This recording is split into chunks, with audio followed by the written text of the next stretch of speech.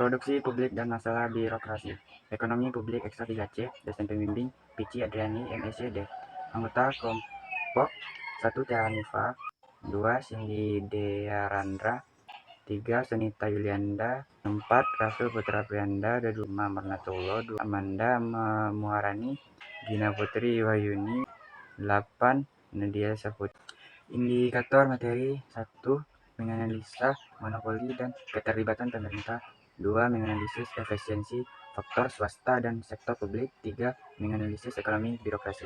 Pengertian monopoli. Pasar monopoli merupakan salah satu jenis dari struktur pasar persaingan tidak sempurna. Ciri-ciri pasar monopoli. Yang pertama, hanya ada satu penjual. Terdapat banyak pembeli. Produk untuk pasar monopoli tidak mempunyai barang pengganti yang dekat. Timbulnya pasar monopoli antara lainnya itu: yang pertama, ditetapkan oleh undang-undang. Yang kedua, penggabungan dari berbagai perusahaan untuk menghimpun modal dalam jumlah besar guna memproduksi suatu barang dengan teknologi canggih. Yang terakhir, adanya hasil cipta atau karya seseorang yang diberikan kepada suatu perusahaan tertentu untuk diproduksi. Peran pemerintah dalam pasar monopoli yaitu: yang pertama, mencegah timbulnya monopoli itu sendiri, memberi izin kepada perusahaan baru, menambah penawaran terhadap barang dalam negeri dengan jalan impor. Yang terakhir, pemerintah menetapkan harga eceran tertinggi. Sektor publik menurut Kamus Besar KBBI, sektor adalah lingkungan suatu usaha, misalnya sektor pertanian, berarti lingkungan usaha di bidang pertanian. Ada juga sektor ekonomi, berarti lingkungan usahanya di bidang ekonomi. Dan masih banyak juga sektor di bidang lainnya. Selanjutnya ada publik, berasal dari bahasa Inggris, yaitunya public, yang secara etimologis berarti orang banyak, meliputi negara dan bangsa.